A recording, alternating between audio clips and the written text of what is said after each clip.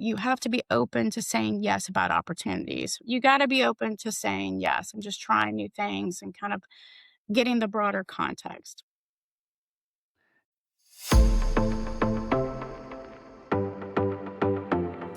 You're listening to Titans of the Trades. I'm your host, Ryan Englin, author of Hire Better People Faster and creator of the CoreFit Hiring System, a proven process to help growing companies attract and retain only the best.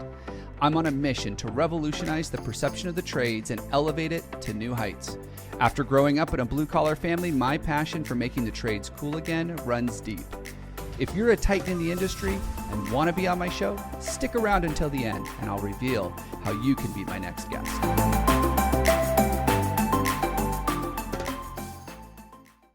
I'm your host, Ryan Englin, and this is Titans of the Trades. Today's guest has been in the industry since she was an intern with the same company, and now she runs it as their president and CEO. If anybody ever told me that the opportunity is dead in the trades, they need to listen to this story, because not only is Carrie's story an amazing journey of how she was coached and mentored to be ready to take over a company with a 70-year track record, but her approach to innovation, training, workforce development, and everything else is just something that we all need to listen to. So I want to welcome to today's show, Carrie Stokes, the president and CEO of Barge Design Solutions. Carrie, welcome to the show. Thank you. Thank you for having me. I appreciate it. Yeah, you are so involved on LinkedIn and you get a lot of engagement on your stuff. I feel like I already know you a little bit before we even started this. So I think what you're doing over there at Barge is amazing. Tell our listeners a little bit about Barge and yourself, and then we'll jump in. Great. Thanks for the opportunity. So Barge, we are a employee-owned, multidiscipline architecture and engineering firm. We are based here in Nashville. We have about 650 team members across the Southeast at this point, about 24 offices. And so we have the opportunity to engage and support all client types, federal, public, and private, and just the opportunity to make an impact in our communities. And I have actually, Ryan, been here since an intern in college, and my gray hairs maybe don't show on the podcast, but I've been here almost 30 years and now have the opportunity and the privilege to serve as CEO. I love it when people talk about how the construction industry is one of opportunities. And so often people ignore that. They're like, oh, whatever, I'm going to be stuck as a laborer. I'm going to be stuck in the office. But you started out as an intern and I now did. you are in charge of the company. It's amazing to me. Tell me a little bit about that journey over the last 30 years. What were some of the big highlight moments for you? It's been a journey, right? And so starting off, moved here to go to Vanderbilt, wanted an internship, wanted to get exposure. My background is civil engineering, and I wanted to make sure all this education that I was getting into a field that I was going to really enjoy, right? And that was going to be a fit for me. I always knew I loved solving problems. And so had the opportunity intern here at Barge, somewhere between my junior and senior year.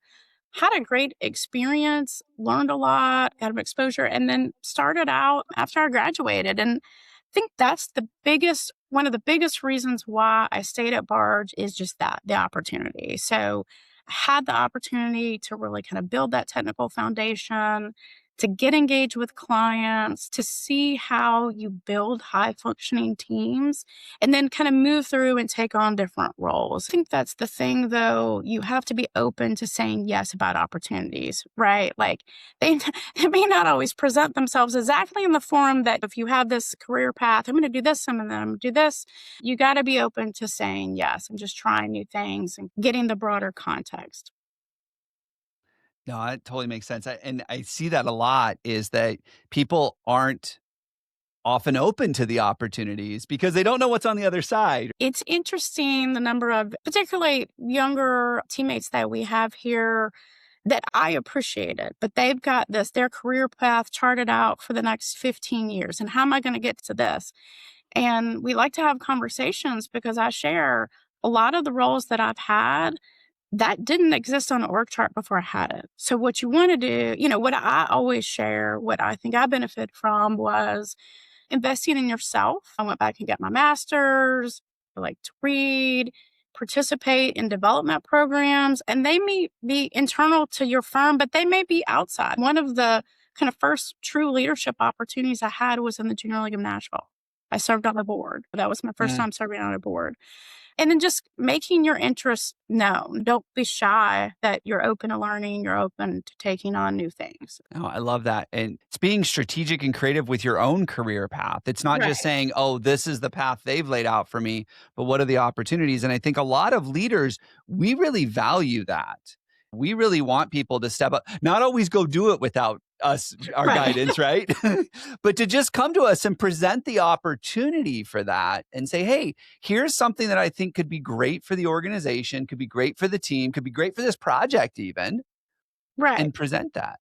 Yes. I think we're not mind readers, right, as leaders. So if somebody has an interest in something, somebody wants to engage and learn, please let us know. We can't always make it happen the very next day, but knowing that you have that desire to do that and build your skills. And that applies kind of wherever you are, right? And I think part of the reason why I've had this journey is I did get exposure to different parts of the business. I'm an engineer. I know how to serve as a technical director, but I also engage in learning the business and how we make money and how we build our brand. And I think all Mm. of that just provides a lot of value. I mean, to all of us, right? You are a part of the business. That's what we love about what we do in consulting is just kind of that broader opportunity to learn more. Yeah, I love that you're breaking that down, especially for the companies that are thinking, "Hey, how do I get my people to want more, to do more?" One of the biggest things I hear from leaders is, "I can't motivate my team." And they really struggle with this, what we're talking about right now, because that's what we're talking about is just motivating them to want to do more or accomplish more or see new opportunities. And they often struggle with it. And I find that it's because unless this person knows what's available to them, they need that mentorship, they need the guidance, they need someone willing to do that. Was there anyone instrumental in your career that really said, "Hey, Carrie, here's some opportunities. Let's talk about that"? I did. Yeah, I benefited from several mentors here at Barge. One gentleman, Jim, I remember just really took the time to help me. Even at the beginning, when I was a junior engineer, I remember getting back. This was old school when people would still print out reports and redline them. And I would get back these suggested improvements, right? But the difference is he didn't just hand it to me and walk away. He sat down and he talked through, okay, here's why I made this suggestion. Think about the audience that you're presenting to, or think about the why, right? And so I've had the benefit of someone who took the time to help me understand the why.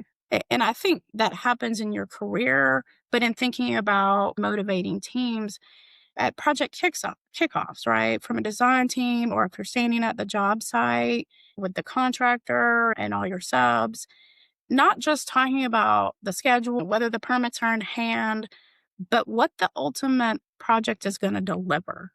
Yes, it's a Yeah. building, but it's going to do this and it's going to serve a purpose. And here's how it's going to impact the community. And so that's one of the things that we do when we kick off a project and then through project status. And then when we celebrate projects, we always make sure we talk about the why. What's the beneficial use it's going to have? And I think that really resonates with people, right? Like that's a motivator, You use one of not my favorite necessarily that words. I came in 5 days early on the schedule. So Yeah, and you use one of my favorite words multiple times in that, the word "why." I think in this industry, we forget that's important to people, that they need the why, that they need to understand what is the outcome of this, or like you said, what's the purpose of this? I right, love that, right. and we miss that way too often. So, what are some of the ways that you have rolled that out through the culture over at Barge to help people understand, hey, the why is really important? Like, do you have a couple of examples of some things that you've done? Yeah, it's very important. And I'm glad that you use that word a lot too. I think my team probably gets tired of hearing me talk about it. But so at Barge, we are, as I mentioned before, we're 100% employee owned. And so that means every single employee of Barge has the opportunity to be an owner. You don't need to be invited in. We encourage that. And so over 70% of our employees are owner. And I bring that up because I think that does influence how we lead the firm. So when we're thinking about providing a return. We want to be a successful business, right? But also bring value financially, but in other intrinsic ways, right? We want to be a good place to work. We want to have a career development. And for us, a lot of that starts with communication of our strategy, right? So we share with our whole or all of our shareholders, all of our employees, our 5-year strategic plan. We share updates on how we're moving for growth and why growth matters to them because that gives Mm. them opportunities. So that's one thing that we're very mindful of. As I mentioned, our project kickoff, how we talk about our projects are really important. What's the end use? What is their role? How they're contributing? And then we celebrate our successes. So we actually have a staircase platform here in Nashville in our headquarters that has a bell. We ring the bell when we're celebrating good news, a project win, a successful project. So we're also really mindful about this is all of us together. This isn't a Nashville headquarters thing. We are all in this together. And so we're really always thinking about the messaging and how we can communicate those things. Oh, and celebrating the little wins. I know you didn't say that, but that's what I heard with the bell. We as an industry are not very good at that. I see leaders all the time like, okay, we got that done. What's next? We got that done. What's next? And people are like, we just Right. worked for 6 months to get that done. Can we at least just say good job? Yes. In our industry, right, it moves pretty fast paced. So you're like, check, done, move on. And that's a lesson learned thing. Something that you do have to be really deliberate about is celebrating those wins. And I mentioned this kind of ring the bell. When we first rolled it out, that to your point, there was this assumption, oh, well, hey, that's only for really big projects. That's only for lots of money, da, da, da, da, da. And it's like, eh, let's celebrate all wins, right? All wins are important. Maybe it's a win, it's a small project, but it's a new client. And one of the other things that I would share is we've also really empowered our team to celebrate each other. So it doesn't need to be me as a CEO standing up, ring the bell. When we do that, we bring others up. But we also have a kind of ongoing thing where peers can nominate each other. So if you see somebody living out our values, you can nominate them. Hey, they went above and beyond and they were living out the excellence value. And so I bring that up just because that's another way to reinforce our why, how we work together. We get alignment by our values and that we're all a part of this, right? We set the tone as leaders, but we're all engaged in making this work. That having the culture we want takes all of us. Yeah. You mentioned this 5-year strategic plan, which I imagine you were instrumental in creating this. Yes. And can you unpack, you don't tell us the whole plan, but like what is shaped or what bold assumptions have you made about the industry's future in this? Because there's a lot of uncertainty in the trades right now in construction with the labor shortage, with just new guidelines, new safety requirements, like the material costs. Like there's a whole bunch of uncertainties right now. So, what assumptions have you guys made about the industry's future, and how is that playing into how you communicate this 5-year plan to your people? Yeah, no, that's a great question. So we just finished year 2 of the 5-year plan, and probably not surprising, some of the things that we made assumptions about when we started have already changed. And so I don't know what you're anything talking that about. we pivot, right? So we are in the industrial space. Yeah. We made an acquisition into a new geography, and that team is going to serve us well, but we're already having to pivot a little bit because you see what's going on in the market. That sector is being impacted a little bit. But that's the good thing about Barge is we are multidisciplined. So we have a lot of different services and different client types. And so I share that because we can pivot, we can change those services, mechanical, electrical, plumbing, serve industrial clients, but they're also needed on wastewater treatment plants. And so we're able to do that. But one of the things that I'm really excited about, and to your question about the future that we've engaged, so the last several years, we have gotten involved in the data center market. So from Barge, Mm. it's the civil site design, it's the permitting. That's a topic of conversation in the industry right now, because if you're in that, I talked to a contractor the other day and they have moved to where that is 65% of their business right now. Mm. And you got to just be thoughtful about that, right? You want to leverage it while it's here, but you need to be thinking about, and then what? And so that's where We're just looking at how can we bring more services to bear in the data center market, but minding kind of the other services and markets so that we're just always managing the percentage. How much of a market share are we in? The other thing that excites me right now is just kind of the energy revolution. So that drive for the data centers, a lot of energy usage, water, others, electrification of everything. And so we serve several energy clients. But how do we connect the dots of the services we bring to bear, the knowledge that we have to really be a strategic partner? So those are some of the things that we're looking at in the next several years. It's interesting. I don't think I can talk to anybody in the industrial side of the industry and not talk about data centers. Like, it's everywhere, right? Yeah, And I get what you're saying, and I think that a lot of times as we're growing our business now, I mean, 70 years in the business, you guys have been around, you guys have probably figured out a lot of what not to do, and I see that a lot where I do see a lot of contractors get like, "Hey, we're going all in on data centers," and it's like right. 95% of data centers, and I was like, "Those will dry up."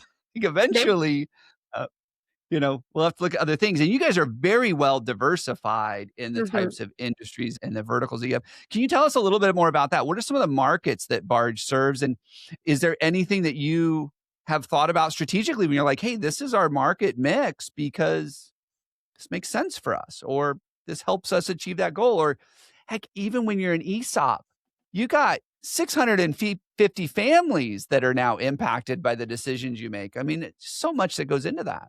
Yes, that's right. And so we are, as I said, one of our strengths is our diversification, but it's something that we really monitor. So we definitely are in the private space, data centers, healthcare, industry, land development, a lot of mixed use.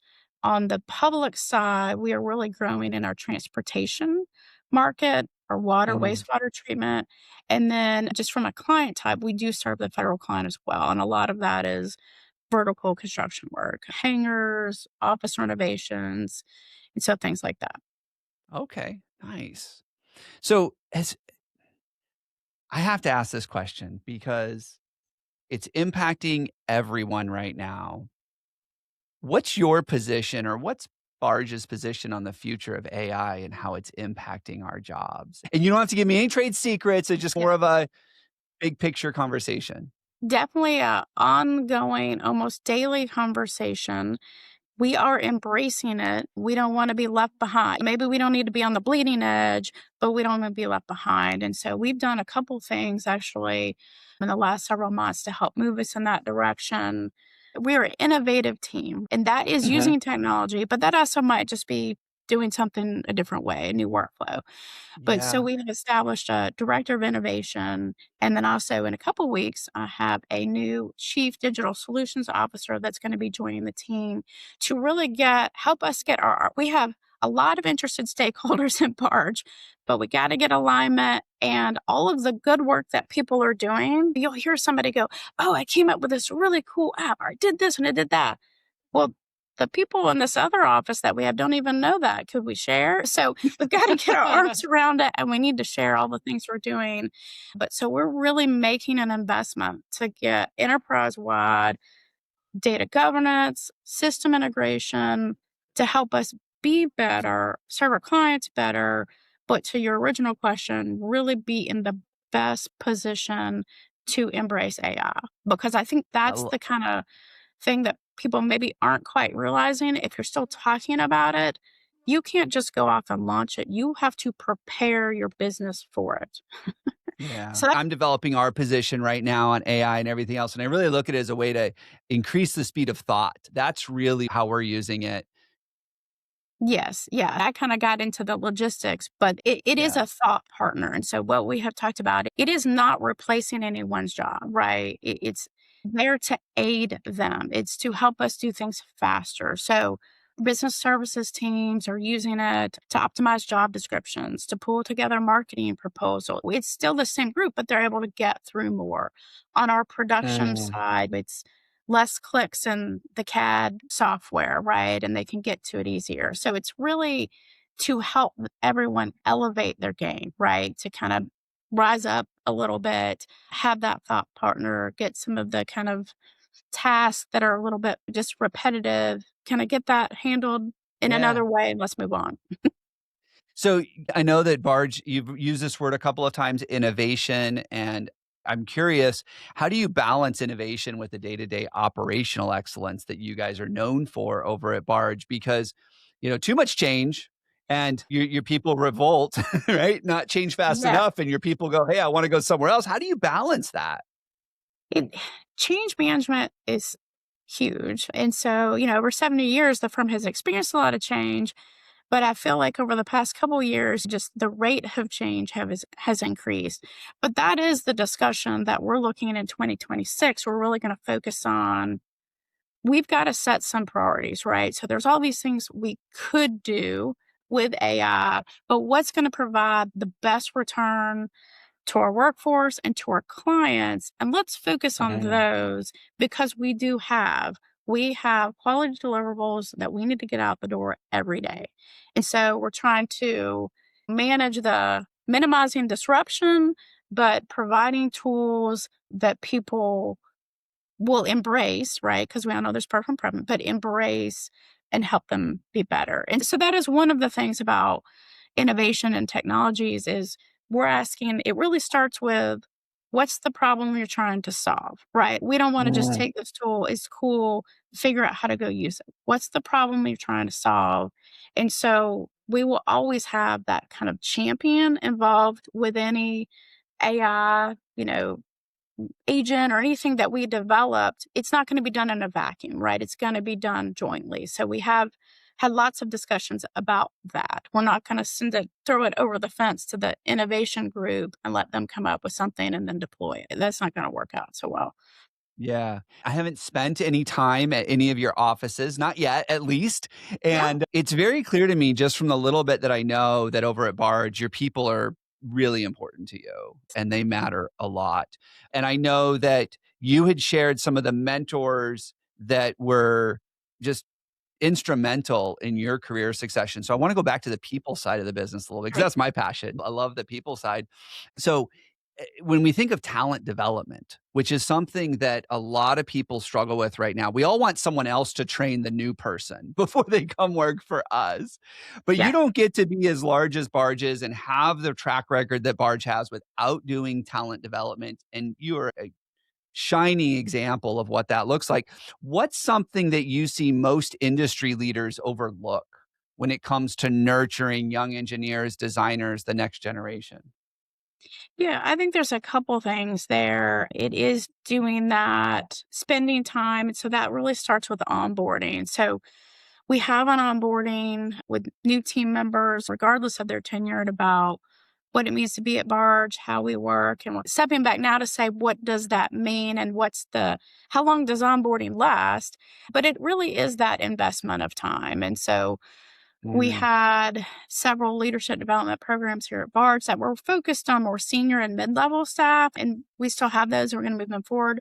But last year, we added a program focused on emerging leaders.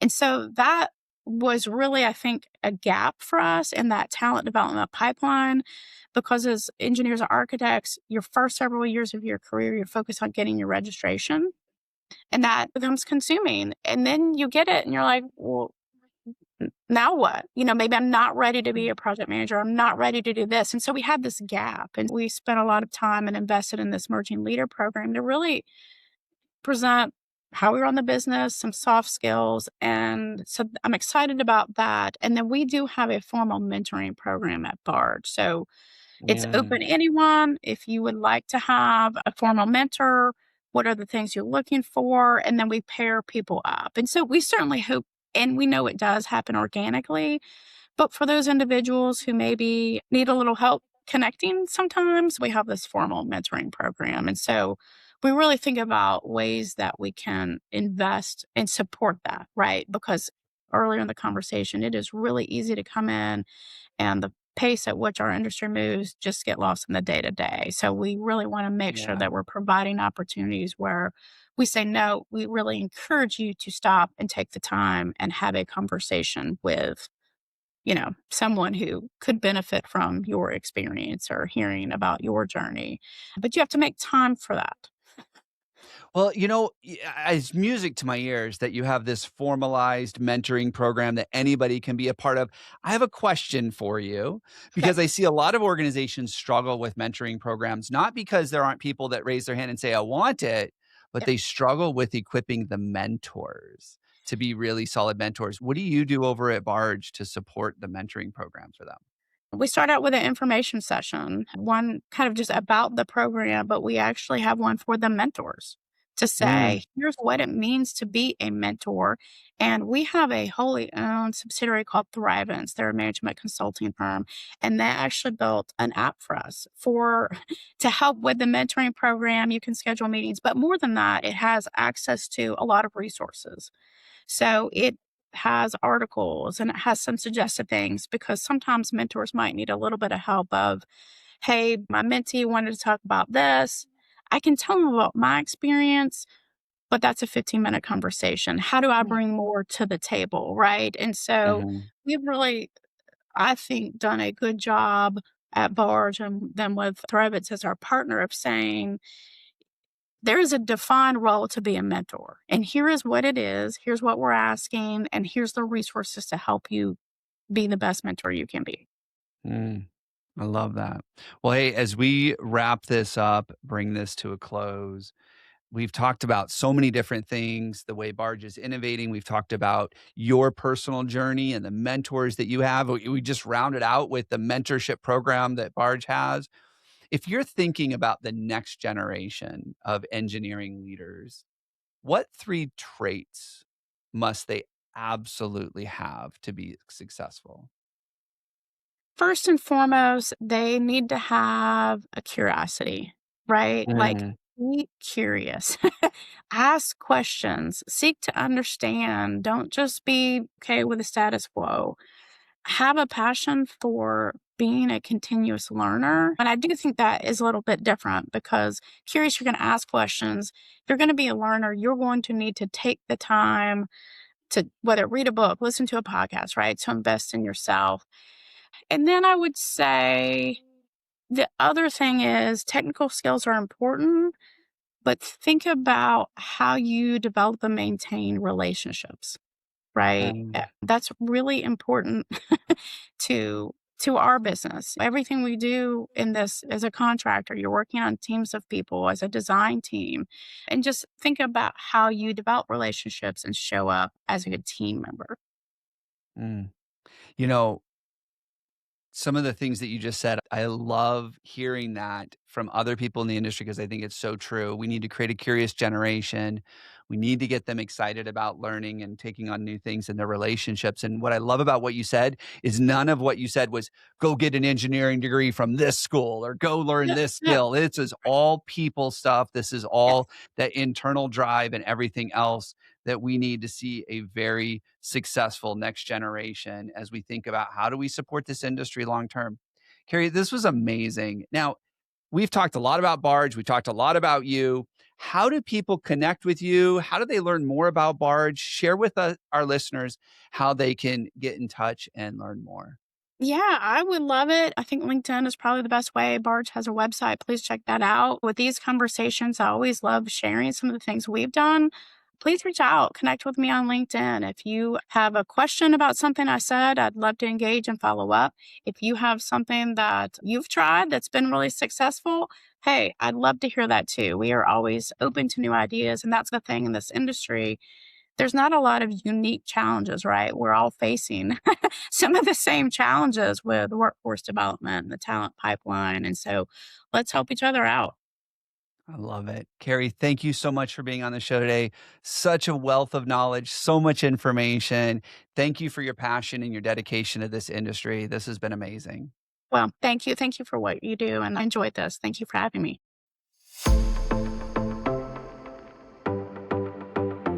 Ryan Englin here. Thank you so much for listening to Titans of the Trades. If you're a titan in the construction, manufacturing, or skilled trades industry and would like to be a guest on my show, please visit podcast.corematters.com. If you found value in this interview, would you share this episode on social media? Just do a quick screenshot on your phone and share it with a friend or post it on social. And if you know someone that would be a great guest, tag tag them on social media to let them know about the show and include the hashtag Titans of the Trades. I love seeing your posts and guest suggestions. We are regularly putting out new episodes and content. To make sure you don't miss any episodes, click the subscribe button. Your thumbs up, ratings, and reviews go a long way to help promote the show and get me one step closer to solving the labor crisis facing the industry. Want to know more about how we're doing that? Go to our website or follow me on LinkedIn. Thanks for listening.